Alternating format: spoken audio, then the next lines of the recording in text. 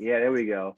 I am here with my main man, Will Brahm. This is the first installment of the LA Guitar Hang. My name is Dwayne Allen, and this is going to be a guitar hang that is just a fun thing for guitar nerds. We're going to talk about music. We're going to talk about gear. We're going to talk about playing. We're going to talk about life.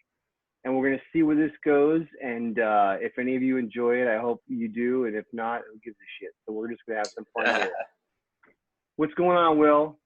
Yes, glad to be here. I needed this. This is a perfect way to ease into the witching hour.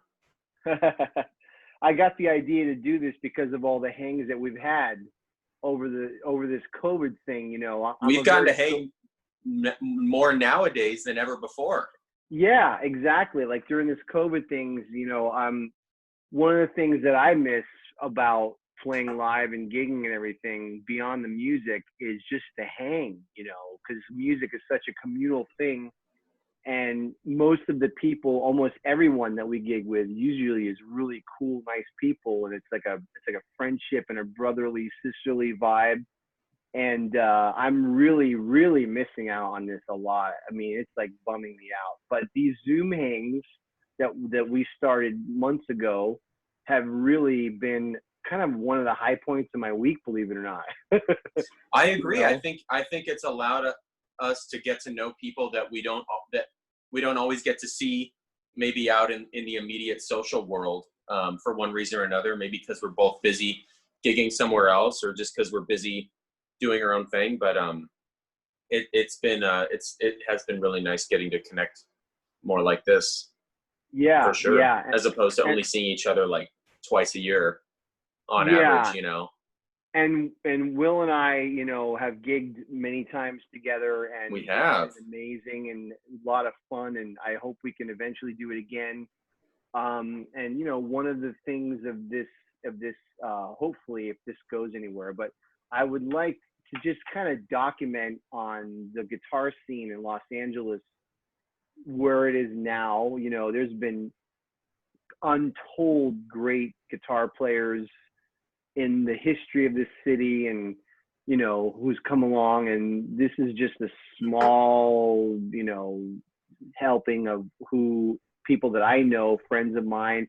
I'm going to try to interview whoever I can, but Will is one of the great players in town, and you know, we're just here to enjoy his music and see what's going on. But I was listening to your newer stuff today, your new EP on Apple, and it was beautiful, man. Thank you. Thanks. Yeah. You got the two new EPs, right? The one, it seems like one is more of electric, one's more acoustic, right? Yeah. So these little EPs that I've basically been doing since late 2018, basically are like little 3-song solo guitar pieces. Some of them originals, some of them like covers of other compositions of people. And it's just fun for me really diving into approaching solo guitar and really trying to prepare some stuff on it, because solo guitar is it's such a wonderful thing. We can, you know, spend so much time working on it, and it has nothing to do with working on ensemble playing. So you have to really set aside time to work on solo guitar pieces. But and like this newest one that I released, I recorded it back in June, and you know, obviously it's pretty easy to record a solo guitar thing during a quarantine, you know. Yeah. How much of those pieces are worked out versus improvised? So the new EP, the Beatriz EP, the 3 songs on it, the first is Beatriz, written by Edu Lobo, wonderful Brazilian composer. That one was pretty much arranged as was, because I actually didn't even improvise on that one, really. Mm-hmm. I was kind of just playing the form once through, because it's a really slow, beautiful ballad. Yeah. The second song, Star-Crossed Lovers, which is a Duke Ellington, Billy Strayhorn song, that had some improvising after the head in, and then I basically played. Yeah, so I did an entire chorus in, an entire chorus of improv, and then the bridge and the last A out, basically like a jazz tune. Mm-hmm. And the third song Fleur de Lis, written by Djabon, which is actually a really popular song for a lot of singers. Like I actually heard that song playing. I think I learned it or first heard it when either from Alex Domingo or from Maria Schaefer, great vocalists around town. And I always By the way, loved she's that my song. favorite vocalist in town. I love her. Maria's amazing. I probably played that song with her, actually. Yeah, Yeah, we played a lot. It's in her book, right? And I think it is, yeah. And it's always, Fleur de Lis is a really beautiful song because if you hear someone sing it, the form makes so much sense. Oh, it's a long form. I remember. It's a long form, odd bars, mm-hmm. And deceptive cadences and weird tags. And it's one of those songs where the melody really ties the form together. Mm-hmm. So that had like a good amount of arranged material and then some improvisation as well. Yeah. Yeah. Yeah, it's beautiful stuff, man. I mean, Thank you. Your technique on in general is flawless because I think of myself as more of an electric player. Mm-hmm. And when I play acoustic, man, I just feel like my playing goes down like freaking 30% or something. It's like getting everything perfectly clean and clear, you know, because I play, yeah, it's a different thing. And God, man, just playing a steel string acoustic just kicks my ass so much. But it's just, you know, it's just something we got to work on. It's a technique thing, you know. It makes you play differently because the funny thing is that's oddly humbling about a steel string is that you could play scales and shred on an electric all day, but if you sit down with a steel string acoustic and you're trying to play like bar chords, after 20 minutes, your fingers are feeling it. It's brutal, kind of hilarious because you're man, I'm working on all this stuff, and then 20 minutes playing bar chords, I'm like getting my butt kicked. So, but the trade-off is, I feel like when I sit down with a steel string, you can really finesse a note, just a single note, so much more than if you're playing that single note on electric, maybe, you know, unless you're factoring in other effects and pedals. So acoustic guitar is sacred, and I think it's really important to maintain a connection to that. You know? Yeah, I mean, it's really the final frontier, and as being a guitarist, as you know, I mean, there's so many styles, you know, like I play a lot of different styles myself, but the whole acoustic world has always been like, when I play acoustic, I play more like folky singer-songwriter stuff, but the whole virtuosic acoustic type of style that you do occasionally and the other people do, it's just like, when I hear that, I'm like, I kind of worship it from afar. It's one of those things that like someday I'd like to work on more solo acoustic music and all that. So which brings me to the question, how does a white guy from Portland, Oregon get so obsessed with Latin music? Because the funny thing is, I actually grew up in Miami, and it was around me so much that I played in a lot of groups. I could, you know, mimic Montunos and stuff on the guitar pretty decent, but you take it to another level. Like I've heard Al Di Meola do a lot of that myself as well, but it's one area that I'm unfortunately ignorant in, and I'm amazed at how someone like you know, would get so much into that style of music on guitar. Yeah, it's funny, man. I mean, it all stemmed from in high school, where I was listening to everything. Like truly, I was just, you know, I was really starting to really get into guitar and really get into just about every type of music I could find. I was really listening to and enjoying. And something about the Latin music really got to me, and I just really loved it. And that's the simplest answer. And I mean, basically, I went through college, got a jazz degree, and then I got to one thing that really reminded me a little later on, maybe around 2013, is I played a gig with Jimmy Brandley, a wonderful Cuban-American drummer. And that, it just like lit, I was like, wow, this guy really has some fire, and he's doing stuff that I am totally unaware of. And I started taking lessons with him maybe a year or two after that, and really just getting into it and wanting to. And I mean, the funny thing is the more you look at any one type of music, whether it's Latin music or jazz, or, I mean, the foundation of like good rhythm, good pocket, good feel, you know, good time. It's universal across any genre, Right, right. you know. W- But man, I was into it, and I like kind of made a project, an album project in 2017, the Omanahe album, where I was mhm. like really kind of trying to capture some of that vibe, and then adding my own compositions into it. So it was just a total love project. I just wanted to pursue it. And I think being in a place like LA, there's a lot to access. There's a lot of Mhm. great Latin music in LA, and great Mhm. players that you learn a lot from. Man, Right. like my old roommate, Gabriel Garcia, is a trace player, and he showed me a lot of stuff. Like, just man, the way that they play the trace, such a powerful dynamic.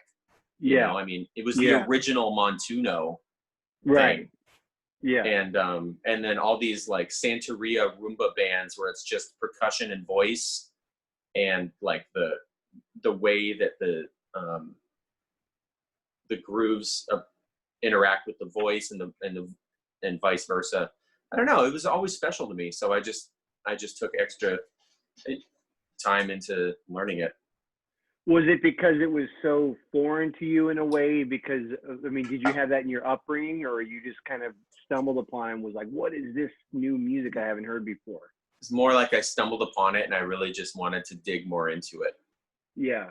You know? Yeah, it's so Yeah. funny because for me as a kid, one of my best friends was Cuban, and I would sleep over his house all the time, and we would go to the Cuban club in Miami, and it was around me all the time, and I took it for granted because it was just there. And then when we would hang out in South Beach, and you hear it What everywhere, a and then in scene. college, yeah, all the musicians were Cuban, so like I played. But the funny thing was the Cuban guys I play with, they were like, all they wanted to do was swing. They were so tired of playing Cuban music. Right. That's all they ever did. They wanted to go to New York and swing and play bebop. And they were freaking great at it too, which was amazing. But And I think that's a good point you make, is that whatever someone knows, they always want to just like check out the other side. yeah. And when I moved to California, I mean, I know there's definitely a great Latin scene here, but it's not, the whole Cuban salsa thing is not in your face here like it is in Miami. It's just everywhere. And when I got here, I really missed it. I'm like, oh my God, like I don't hear it anymore. It's not around every corner. And unfortunately, I just didn't educate myself when I was younger because I was so into jazz and swinging and Metheny and Wes Montgomery. That's just where my head was at, and that all that great Cuban music was there, and I've always loved it. But I just didn't really, as a guitar player, none of those bands had guitar. So in my mind, I'm like, I don't really, that's not my thing. But then when I heard Al Di Meola do it, and then I hear you do it, I'm like, shit, I should have done that. you know? And you make a good point. Like the guitar doesn't really have a role in Right, traditional killing Latin music. right. Um, and I agree. I agree with Yeah, you. It's kind of like, because something like piano is so much more rhythmic and percussive and dynamic, and has a higher octave range, or a right. broader octave range. But I mean, I had to just create my own opportunity to try it. And I mean, and Sure. it's totally affected the way I play. I mean, especially we're talking about acoustic guitar. I mean, you can really get into a vibe on an acoustic guitar playing, accompanying yourself rhythmically and playing. And you're talking about Al Di Meola, who I've listened to a lot of. And I mean, I'm a huge fan of his playing. I always have been. Sure. And I love the way he plays the guitar as like a rhythmic lead and accompaniment instrument.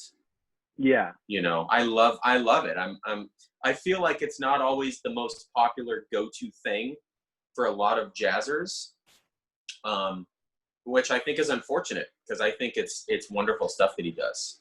Well, I was able to see him years ago when he was doing, it was so long ago. I don't remember the exact record or project, but I mean, I grew up on his fusion stuff with Return to Forever. And then one of my favorite albums in high school was Cielo a Terra. Do you know that record, the solo guitar record? Yes, the one with a Beautiful. crazy amount of reverb on it. I know that Yeah. album. Yeah. Yeah.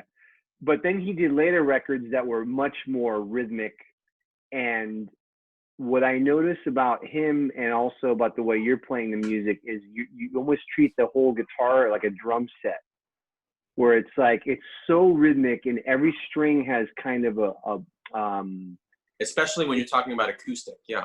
yeah, with acoustic, it's like the guitar is separating the sections, where you have the lower strings is maybe doing a bass line, the higher strings are doing melodic, but the pocket is so deep, and it's like it's a different, it's like dunk dink dunk dunk dink dunk or whatever, and it's just like, man, that's such a great way to approach guitar, because a lot of guitarists, we don't think that way. We think of it as block chords, or you know what I mean, Well, and that's an yeah. area where it's like, wow, that's just fantastic. I think you bring up a good point. Is, I mean, the funny thing about guitar that I feel more so than almost any other instrument, um, is that, man, there's so many different ways to play the guitar.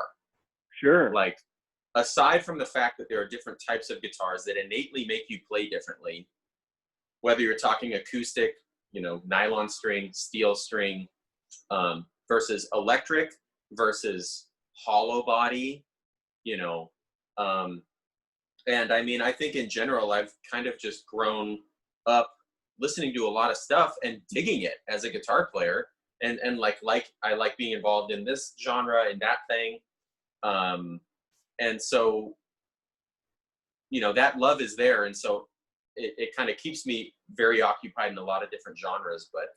Another thing with the acoustic is that it's just you're immediately connected into the music, because you're not worrying about the pedals, the amp, the buzzing cables, Yeah. the feedback. It's like, if you've got that guitar up to a mic and you're playing, you're immediately locked in your sound and delivering the musical message. Now, when you were recording the acoustic stuff, it sounded like you were mixing the microphone with the pickup. Was that what you were doing? You're mixing the two sounds together?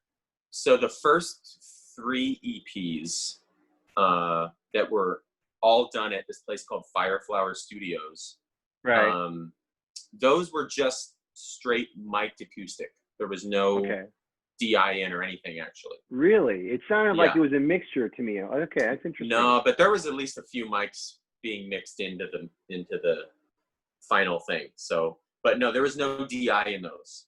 Okay. This last one, the Beatrice EP that I did on my Gibson 175, I blended the pencil mic sound on the strings to get that acoustic articulation with my amp, with like my reverb setting, to give the sustain and body of the amp with the acoustic high articulation end, which I think is a great sound, man, for a hollow body guitar, because otherwise, if you're only getting amp, you're just getting this muddy, thuddy sound.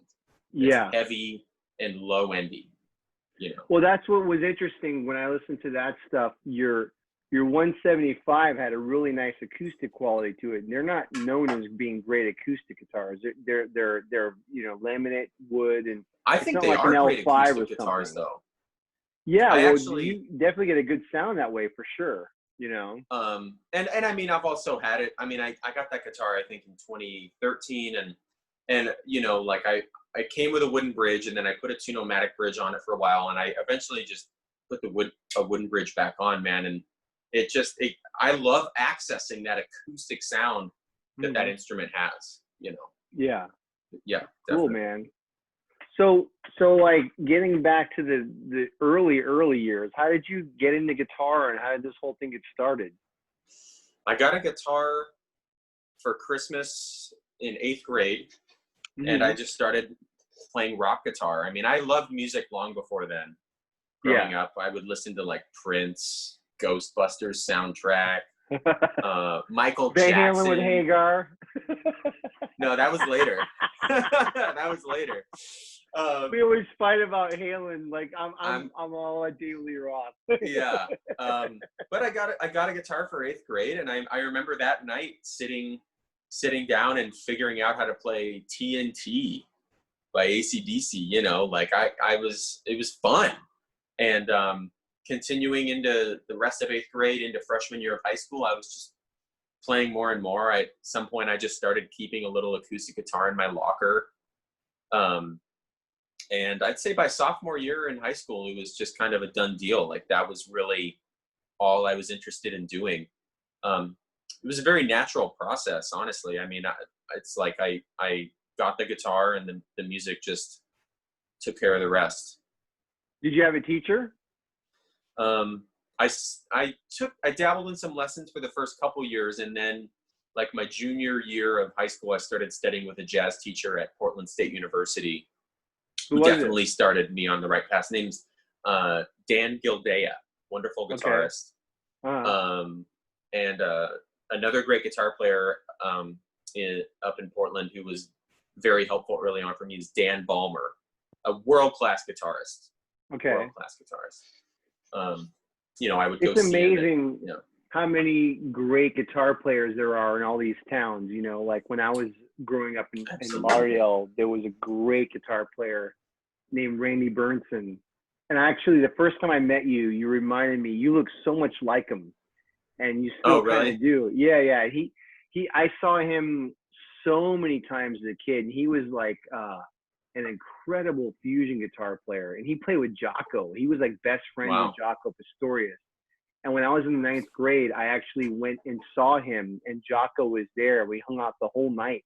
I was in the 9th grade, and I met Jaco, and I'm one of the few guys in Fort Lauderdale that didn't. What was it like? What was Jaco like?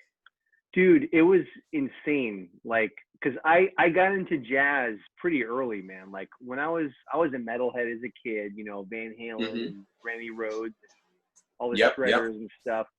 And I somehow when I was a kid, VH1 was you know, it's still around, but they actually played music back then. You know, that's when what a concept. VH1, yeah, exactly.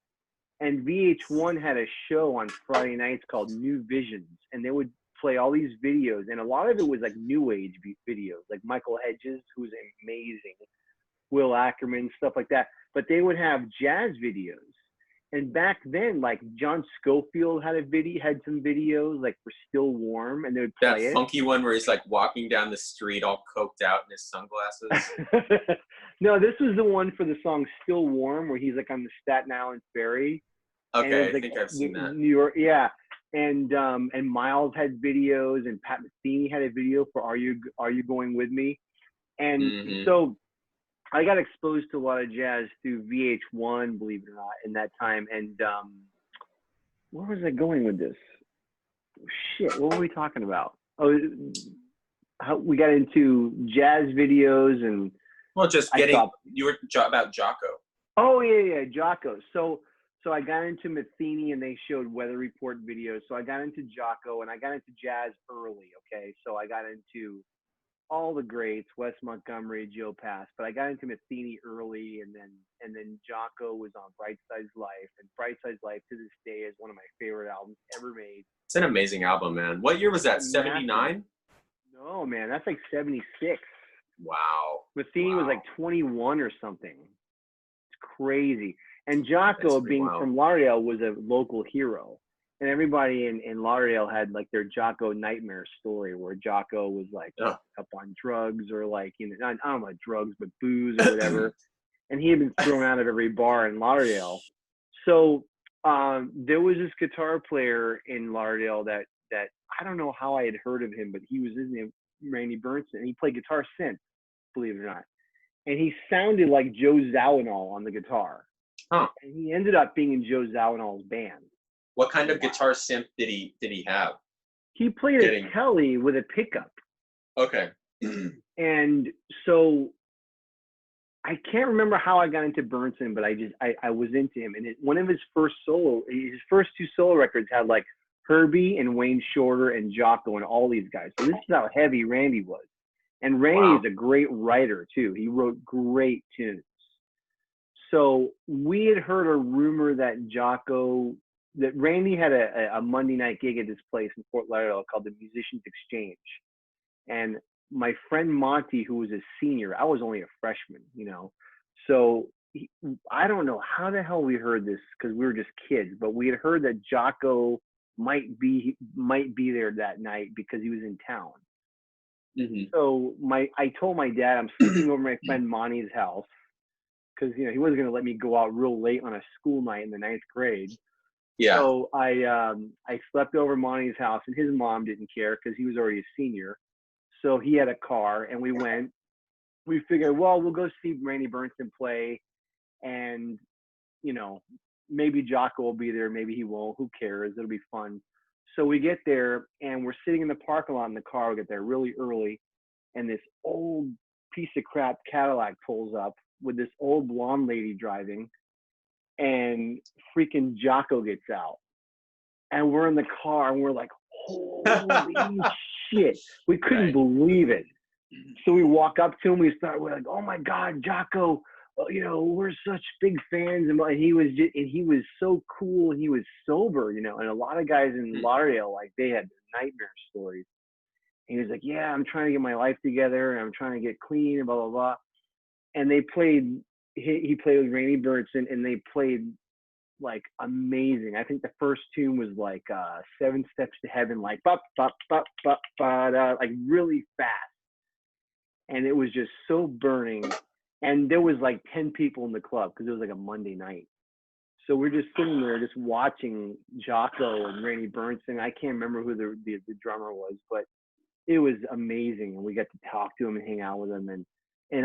And then Randy, I saw him hundreds of times later, on his own, with his own groups. And he's the nicest guy in the world. But anyway, he was a big influence on me. And he was a fusion guitar player, very, very musical, not a shredder, just very, he would play these long solos, and they would just build and build and build and build and Wow. build.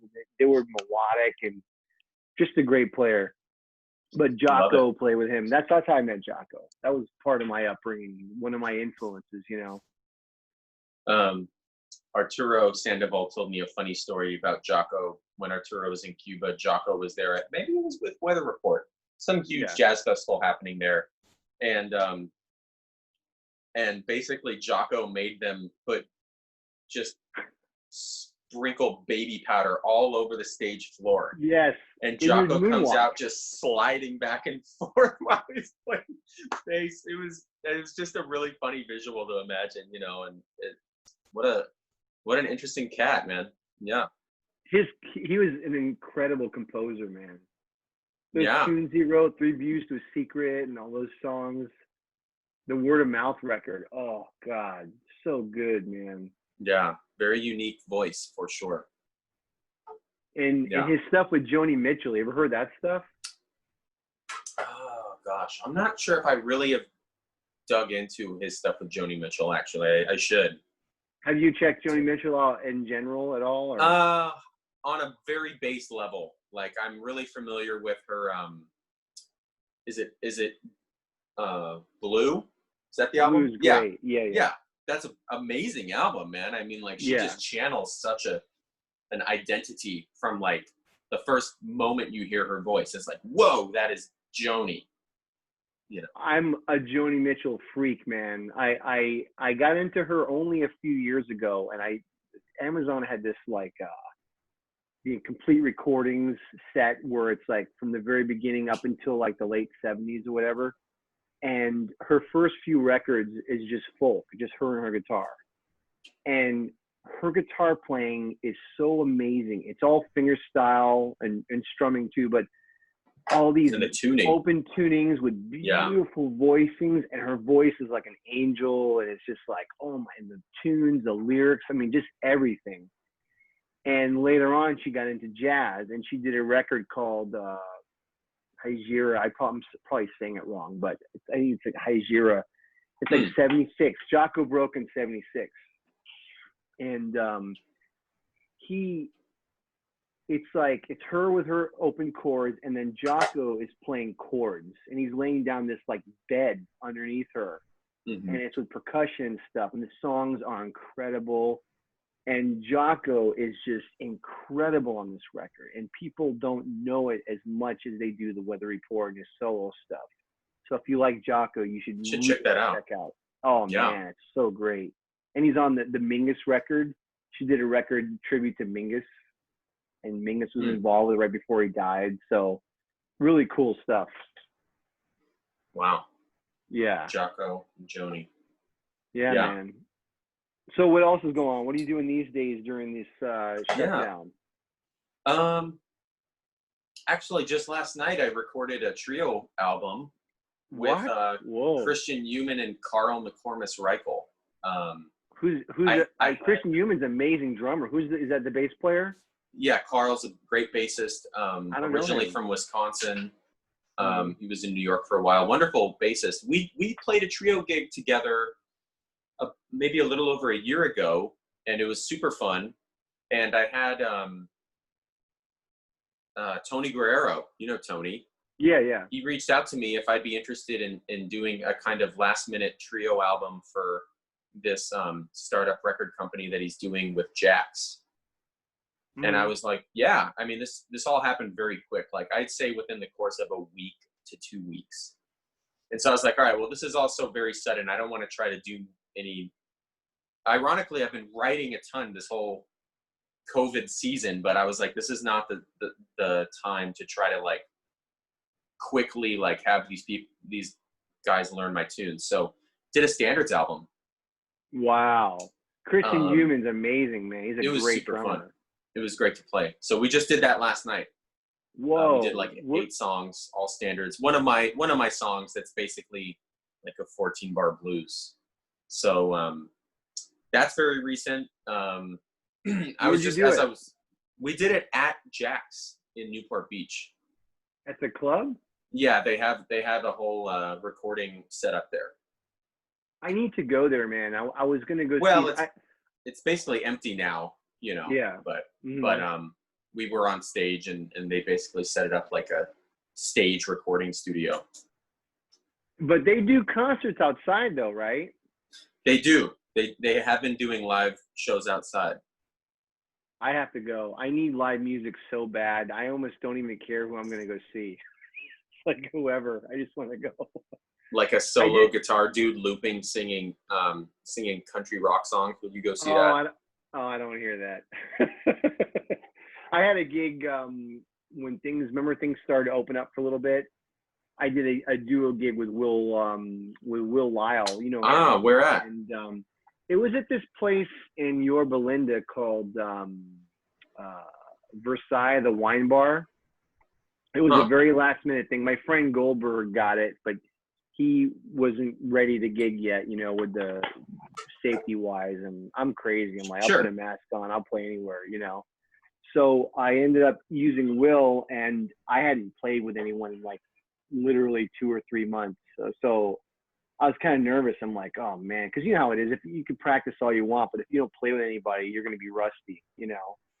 So I was like, oh, I'm gonna suck. It's gonna be bad. But we actually had a great time. You know, it was fun, and I have been practicing. So I think we sounded really good together, and we had a great time. But then that was, you know, early June. So the next one could be in October. I don't know what the hell, you know. Who knows, man? Who knows? Yeah, that's so. What about you? Have you been writing or working on any specific things? Staying.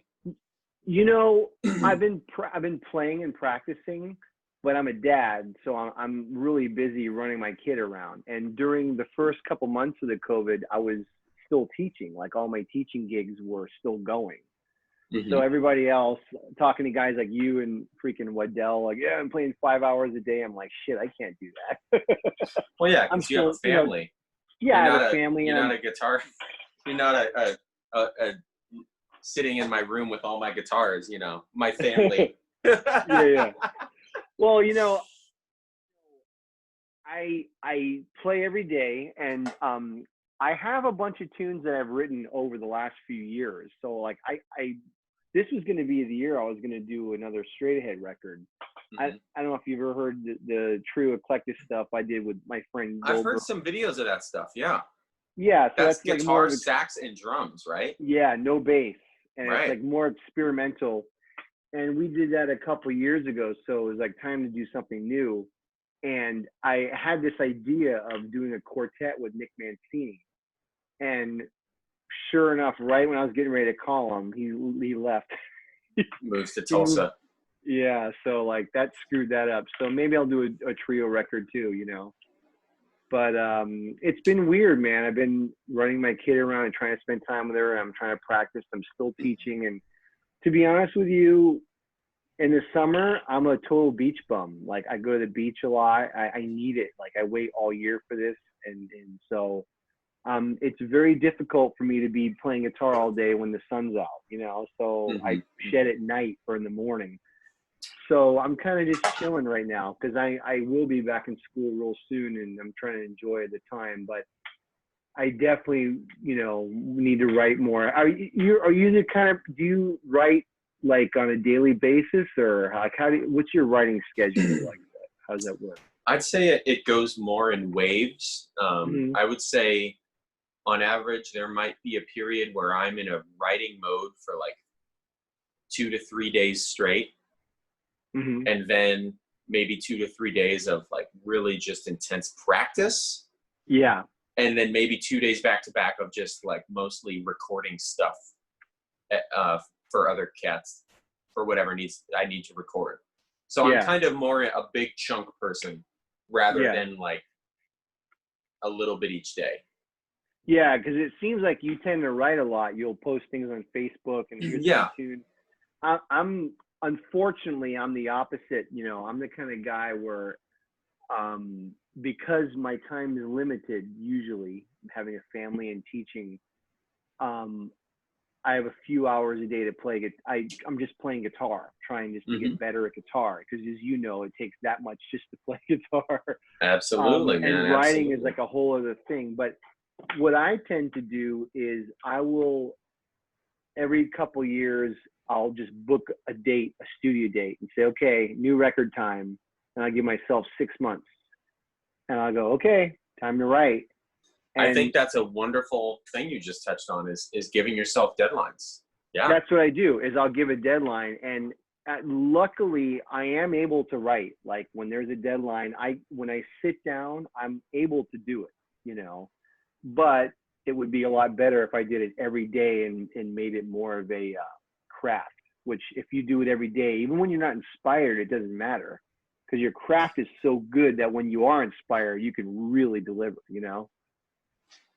Although sometimes I find I'll be re-editing something so much that by the end of the day, I'm like, wow, I've really exhausted my ears on this. Yeah. Like I can't tell what I like anymore and what isn't good. So like then I might wait 2 or 3 days and come back to it and just even listen to the last draft I made. And even just then be able to hear like, I'm going to change this and this, So sometimes having that space really does you a favor, Yeah. And the other thing is I'd like to get more into writing longer form stuff because a lot of the way I like to play, when I play in a group or whatever, I like to really keep things really open. So when I do write things, they're more just like themes, and it's like, here's a concept, here's a theme, and then we go. Like True Eclectic is like very short themes. And even when I write tunes for a quartet or whatever, like the whole generation of Kurt Rosenwinkel and all that, all the last 20 years, cats have really written very long form pieces, right? Kind of like fusion almost, even though it's straight ahead music. And I do a little bit of that, but I tend to like to write something that you can just improvise on in a way. You know what I mean? Like write something that you can use as a jumping off point to play with, But there's all different ways of doing it. I think they yield different results. I was just listening to Deep Song tonight, actually, on the car ride home. And man, I mean, Kurt's writing and orchestration on that album it's unbelievable. For form, development, different solo sections over different music material, different moving lines between piano, guitar, and saxophone. It's really amazing composing. He's an incredible composer. He's one of the best composers in jazz, period, I agree. So, but then there's something great about a rhythm changes, you know, Sure. or like just a nice AABA-ish form, whatever, however it's spun off from there, you Well, know? that's the thing. You and I are both Metheny fans, and you know, I have that Metheny real book, and the Metheny group definitely has the long forms for sure. You know, a lot of those Sure. tunes are have a lot of sections, but whenever you listen to his straight ahead records, they're not usually very long forms. It's like kind of not like a standard, but It's ideal head and trio playing. changes. Yeah, and that's kind of normally what I do is head and changes. I'm a big melody guy. I try to write stuff as melodic as possible because I grew up in the Beatles and all this stuff. And your stuff's very melodic too, and that's what I gravitate towards because sometimes some of the more modern jazz, it almost sounds like a research paper to me. It's so intense and so dense and so thick that it's like, man, what about melody? What about, you know what I mean? What about some space? You know, and that's a big thing for me, you know. Yeah, and finding your connection to what you want your song to do. I mean, there's any number of ways you can write a genuine song that totally has a vibe. Is it coming from a melodic standpoint? Is it coming from a rhythmic standpoint? Is it coming from a simple little motive or an AABA form? It's pretty vast these days. And I think like what I find with my writing is it's kind of been the same type of writing style most of my musical life. It's Yeah. evolved and changed here and there. And the older I get, the more I'm aware of the repetitive processes that I fall into. And I try Mm-hmm. to like deliberately make different decisions to hopefully yield some different results. But I mean, also I compose from the guitar. I'm not composing from piano, which I do consider a handicap. I think if I had better piano chops, it would definitely open up my orchestrational mind more. But I'm Well, just see, that's the thing because I know people who write on the piano and they're not very good at it, and I think it's not good. Like if you're gonna write on the piano, you got to be really good because when you write with the guitar, you can take it to a really high level. But if you're not a good because piano that's your player, it's map. gonna sound like chopsticks or something. You know, so Good I point. get what Yeah. you're saying. Yeah, I think, Yeah. you know, if you're going to write in the piano, you better be really good. Because I know Rosenwinkel, he plays on the next step, he plays piano on one song. And he's like a Yeah. monster piano player. So it's like, okay, Yeah. I get it. He probably does write in the piano, you know. He thinks more orchestrated. Well, you can type. hear his orchestrations, man. And actually, even when you listen, like his new album, Angels Around, have you heard it? Yeah. Yeah, of course. Yeah. It's so good. It's But I amazing, can man. really tell he's got a song on there called Tune Number 2 or something like that. Yeah. And I can hear it. I can immediately tell it's a Kurt song. But Mm-hmm. beyond that, I can tell, I'm like, he wrote this on the guitar. Yeah. Like I can just hear, and this isn't any type of negative connotation. It's just like Sure. me really noticing like, oh, he totally wrote this on guitar. But then you listen to something, basically anything like off of Deep Song, and a lot of that, it's like, sounds like he wrote that more on piano, you know? What do you think about Metheny? You think he writes on the guitar or on the piano? Because his composing is always amazing. Yeah, I know that at a certain point in his career, he started mainly composing at the piano. And he was Secret Song basically era. saying, I think it was probably somewhere around like Secret Story. He just really started embracing the piano more. And you can hear it. I mean, you know, Mm-hmm. Although you can't really replace Lionel Mays's orchestration and compositional development stuff, man. I mean, it's, you know, it's some real amazing stuff that stands the test of time, 100%. Yeah. Yeah. Interesting. What do you, I don't know how much longer we're going to go. Probably a little bit. Oh, we're almost, I'd like to keep it about an hour so we don't bore anybody else, but I don't think, hopefully we're not boring anybody. But what are you listening to now? Like, what are you digging right now? What am I digging right now? Well, I mentioned Kurt's Angels Around album. I mean, honestly, Yeah. I've kind of worn that out. I've listened to it Yeah. upside down, man. Yeah. It's an amazing trio album. Yeah. Um, and what else? A lot of, like, I mean, I just did the Standards album last night, and I was just kind of like checking out. Oh gosh, so I was really shedding the old milestones. Not the bump bump bump bump, Right. Right. but the bump. Yeah. So Yeah. What was that on Birth of the Cool, right? yes, but there's this version. Yeah, Booker Little, this trumpet player. Oh yeah, he's great. You checked out Booker Little? Wow, fire, Yeah. man. So Yeah. like, just finding certain tunes that I really want to refamiliarize or familiarize myself with, and then find some cool versions by different cats. Like, I hadn't heard Booker Little before then. I need to check But him out a lot more for sure. check out his version of Milestones. He just tears it up. And he died really young. I think he died when he was 23. Wasn't he with Mingus or something? Is that where his maybe, main group? yeah. Yeah. But I think he died when he was either 23 or 26, and it's like, wow. Yeah. And I'm hearing him play that. I'm like, man, the shit this guy was playing, fire, man. Yeah. Yeah. Yeah. There's so many. I'm always listening to the old stuff. I'm trying to keep up with the new stuff, but it's hard because the older we get, the longer the tradition goes. When I was a kid, in the late 80s growing up, there was, 60 years of jazz to check out. Now there's like 90, you know what I mean? Yeah.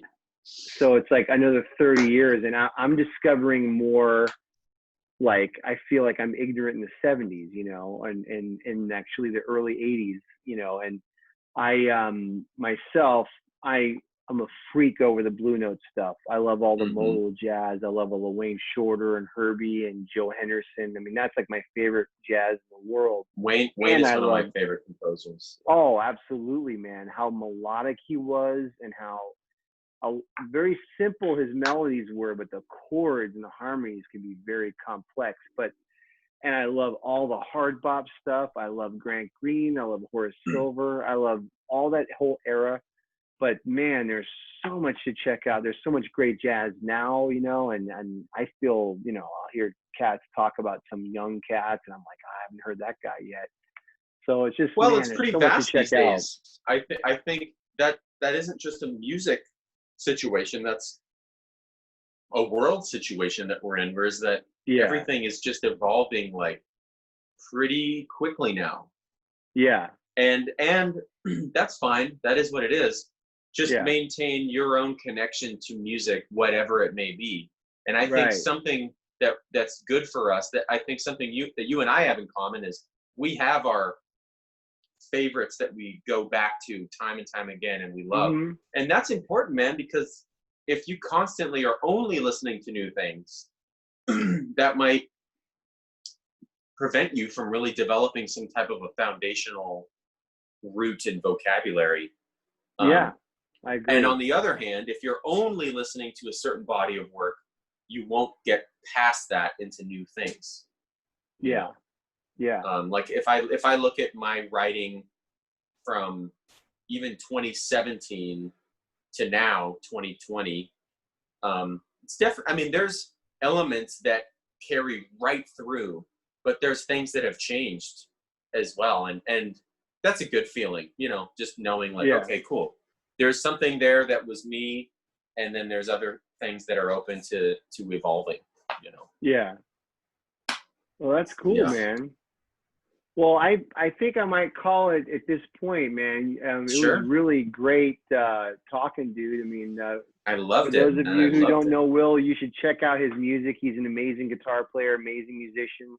Is there any places where you recommend people to check out your stuff, like on, I guess an Apple, you have a website or whatever? Yeah, buy it on iTunes if you want to throw me a couple bucks. Cool.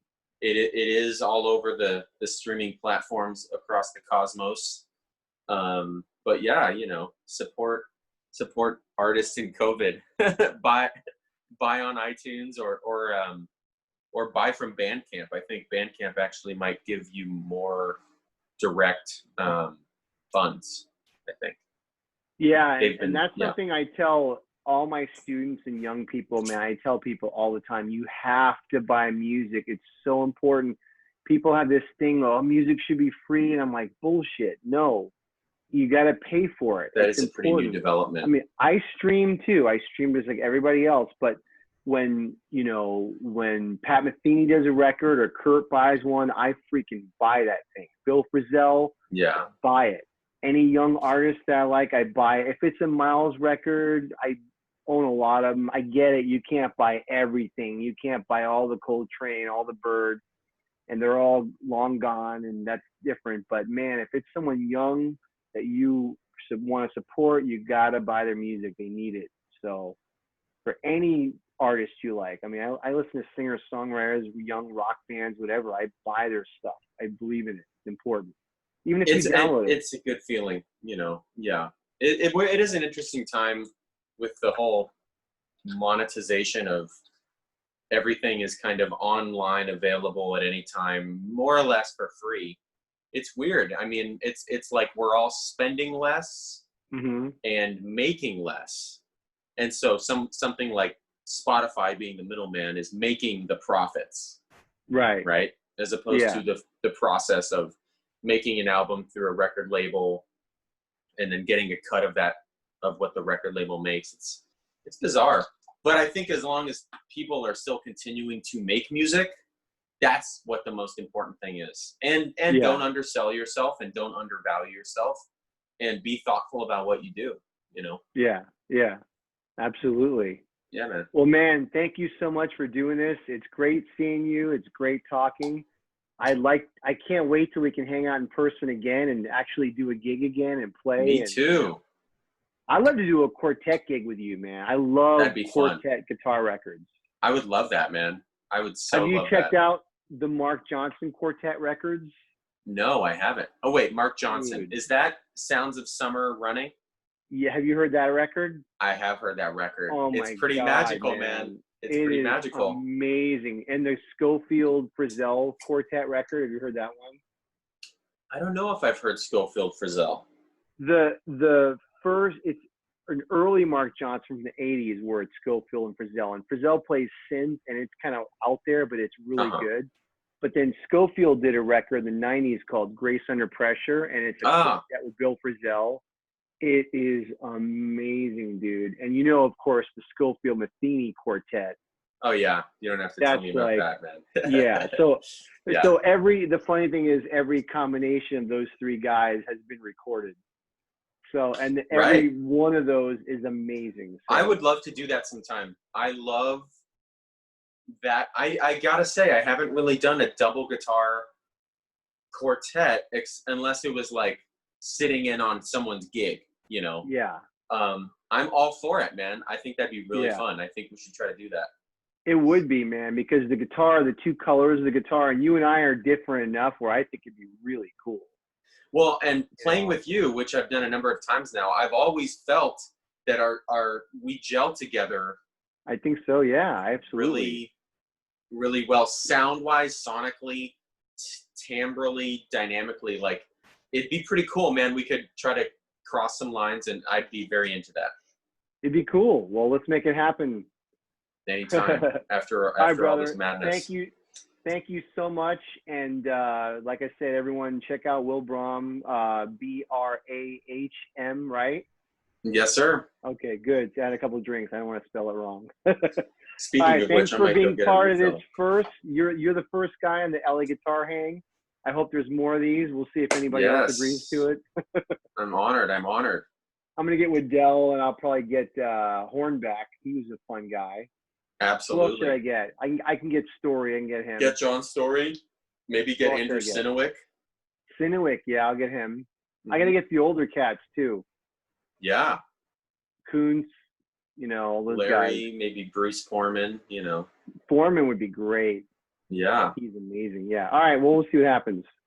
All right. Brother. Love you, dude. Thanks for having me. You too, man. Have a good one, buddy. We'll see you. All right. See you, dude. Bye-bye.